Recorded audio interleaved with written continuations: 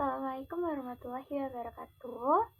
Halo semuanya, perkenalkan saya Nur Haryanti, mahasiswa Prodi Pendidikan Bahasa Inggris semester 6. Di video kali ini, saya akan menjawab pertanyaan secara oral untuk UTS mata kuliah Micro Teaching atau PLP 2. Nah, di sini saya akan menjawab sesuai dengan pemahaman saya terkait materi yang sudah disampaikan pada perkuliahan sebelumnya. Jadi, kita mulai aja di pertanyaan yang pertama. Pertanyaan pertama, jelaskan secara singkat sejarah, definisi, dan karakteristik dari micro teaching menggunakan bahasa kalian sendiri.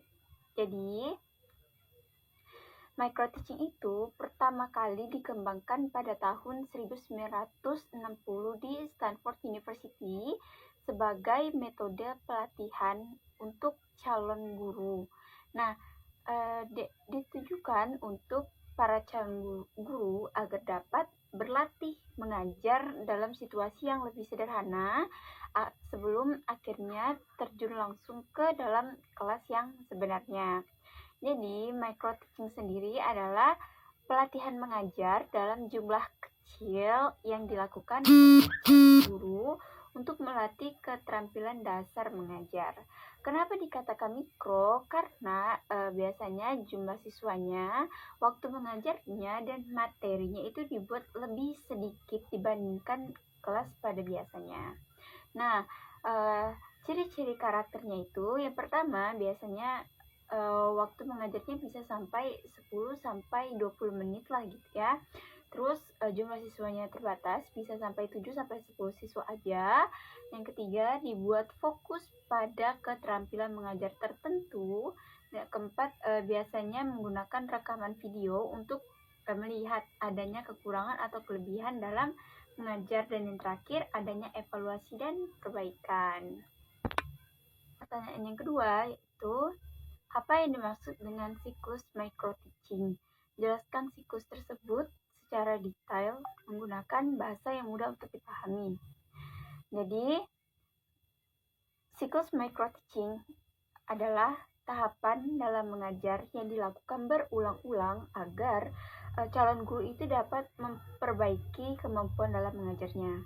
Ada beberapa tahapan dalam siklus micro teaching, yaitu perencanaan, praktik mengajar, observasi, feedback, dan retouch atau mengulang pengajaran. Jadi, dalam siklus micro teaching ada 5 tahapan. Jadi, untuk penjelasannya selanjutnya tentang perencanaan atau yang biasa disebut dengan plan. Jadi, perencanaan atau plan itu biasanya pada tahap ini, para calon guru itu menyiapkan tujuan pembelajaran, materi, metodenya, media pembelajaran, serta langkah-langkah dalam mengajar. Yang kedua, praktik mengajar atau teach. Nah, di sini para calon guru itu mulai melakukan yang namanya proses praktik mengajar di depan teman-temannya yang berperan sebagai siswa. Nah, di sini mulai dicoba untuk menerapkan keterampilan mengajarnya seperti membuka pelajaran, menjelaskan materi, dan bertanya kepada siswa. Yang ketiga, tentang observasi atau observer. Nah, di sini dosen dan teman-teman kita akan mengamati proses mengajar kita. Mereka itu akan melakukan pencatatan tentang kelebihan dan kekurangan kita dalam mengajar. Misalnya, pada suara kita yang kurang jelas untuk didengarkan, atau kita ini terlalu cepat dalam menjelaskan materi. Bisa juga kurangnya kita dalam melibatkan siswa-siswa. Terus yang keempat, umpan balik atau feedback. Nah, di bagian ini calon guru itu akan menerima masukan dari dosen dan juga teman-temannya yang telah berperan sebagai siswa tadi. Tujuannya yaitu agar kita itu tahu di bagian mana yang harus kita perhatikan dan perbaiki dalam mengajar. Dan yang terakhir yaitu perbaikan dan mengajar ulang atau retouch. Nah, Jadi setelah kita itu mendapatkan saran perbaikan dari dosen dan teman-teman kita yang telah berperan jadi siswa tadi, di sini calon guru itu akan mengajar kembali dengan cara yang lebih baik lagi. Jadi siklus ini akan terus berulang-ulang sampai kemampuan mengajar kita itu semakin baik dan berkembang. Oke, masuk ke pertanyaan yang ketiga, yaitu jelaskan secara detail minimal 4 keterampilan dasar mengajar yang harus dimiliki oleh seorang calon guru. Jadi, menurut Anti pribadi, 4 keterampilan dasar mengajar yang harus dimiliki guru itu yang pertama, membuka dan menutup pelajaran. Karena dasar yang paling penting dalam mengajar adalah membuka dan menutup. Membuka dan menutup pelajaran. Jadi, seorang guru itu harus mampu memulai pelajaran dengan menarik agar para siswa itu bisa fokus dalam pembelajaran. Misalnya, memberikan pertanyaan pemantik kah, cerita singkat kah, ataupun memberikan motivasi dan melakukan ice breaking. Nah, dan saat menutup pembelajaran, guru itu perlu menyimpulkan materi dan memberikan pesan penting agar siswa itu dapat memahami inti dari pembelajaran yang telah dilakukan. Yang kedua, itu keterampilan menjelaskan. Nah, di sini seorang guru itu harus bisa menjelaskan materi dengan baik dan menggunakan bahasa yang jelas, sederhana, dan mudah untuk dipahami oleh para siswa. Nah, penjelasannya itu juga harus runtun agar para siswa itu tidak merasa bingung selama mengikuti pembelajaran. Nah, yang ketiga itu keterampilan bertanya. Di sini guru itu perlu untuk mengajukan pertanyaan untuk mengetahui sampai di manakah siswa itu paham terhadap materi yang telah dijelaskan. Jadi, bentuk pertanyaannya itu bisa berupa pertanyaan mudah maupun yang membutuhkan keterampilan berpikir atau critical thinking, berpikir kritis.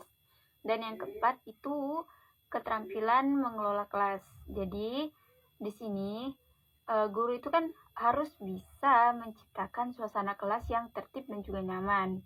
Dan di sini pula guru itu juga perlu mengatur perhatian agar para siswa itu tetap fokus selama mengikuti pembelajaran atau selama proses pembelajaran itu berlangsung. Yang keempat, sebutkan 4 kompetensi yang harus dimiliki oleh guru. Nah, jadi 4 kompetensi harus dimiliki guru itu, yang pertama kompetensi pedagogik, yaitu kemampuan guru dalam mengolah pembelajaran atau memahami karakter siswa. Contohnya, setiap guru itu pasti tahu kan jika para siswa itu pasti memiliki kemampuan pemahaman yang berbeda-beda. Itulah kenapa setiap guru itu harus bisa memahami beberapa variasi metode pembelajaran agar bisa diterapkan di dalam kelas sehingga semua siswa itu dapat memahami materi dengan baik. Yang kedua, kompetensi profesional, yaitu kemampuan guru dalam menguasai materi pembelajaran secara mendalam. Contohnya, guru bahasa Inggris itu harus bisa memahami materi tentang grammar lebih dalam agar bisa menjelaskan materi tentang grammar dengan baik kepada siswanya. Terus yang ketiga, kompetensi kepribadian, yaitu kompetensi yang berkaitan dengan sikap dan perilaku guru sebagai teladan bagi para siswa-siswa. Contohnya, misalnya guru itu datang tepat waktu, terus berbicara dengan sopan, jadi siswa-siswa itu bisa mencontoh perilaku positif tersebut. Nah, yang terakhir yaitu kompetensi sosial, yaitu kemampuan guru dalam berkomunikasi dan berinteraksi secara dengan siswa, sama guru maupun dengan masyarakat. Contohnya, seorang guru bisa bekerja sama dengan orang tua siswa untuk membantu perkembangan belajar anak. Nah, itu dia 4 kompetensi wajib yang harus dimiliki oleh calon guru. Nah, yang kelima, pertanyaan kelima, sebenarnya apa perbedaan antara kurikulum 2013 dan kurikulum Merdeka? Nah, di kurikulum 2013, dia itu mencakup pembelajarannya lebih tersusun dan full materi. Kedua, guru itu lebih mengikuti aturan yang sudah ditetapkan. Yang ketiga, berfokus pada KI atau kompetensi inti dan kompetensi dasar. Keempat, penilaiannya lebih ke aspek administrasi. Yang kelima, materi yang diajarkan ke siswa kebanyakan sama. Terus ada jurusan seperti IPA, IPS, dan bahasa. Terus cenderung berfokus pada target materi serta proyek belum menjadi main. Oke, nah pada kurikulum Merdeka, dia itu memiliki ciri-ciri sebagai berikut. Yang pertama, pembelajarannya lebih fleksibel, terus guru bebas untuk menyesuaikan pembelajaran, berfokus pada capaian pembelajaran atau CP, terus penilaiannya juga lebih sederhana dan fleksibel, terus pembelajarannya disesuaikan dengan kebutuhan dan minat siswa, terus dia itu lebih fleksibel dalam memilih mata pelajaran, terus proses belajarnya juga berfokus pada pengembangan kompetensi dan karakter siswa, serta adanya P5 yaitu Project Pelajar Profil Project Penguatan Profil Pelajar Pancasila. Nah, jadi setelah yang disebutkan tadi, itulah dia perbedaan dari kurikulum 2013 dan kurikulum Merdeka. Kalau dilihat lebih lanjut, mereka itu punya perbedaan yang signifikan gitu loh. Baiklah, Anti kira itu aja yang bisa Anti sampaikan dalam UTS kali ini, sesuai dengan pemahaman yang Anti dapat selama Anti mengikuti mata kuliah micro teaching. Mungkin belum perfect ya, karena ada beberapa yang Anti lupa. Jadi Anti bisa menyampaikan apa yang Anti ingat aja. Jadi sekian dari video Anti, kurang lebihnya Anti mohon maaf. Wassalamualaikum warahmatullahi wabarakatuh.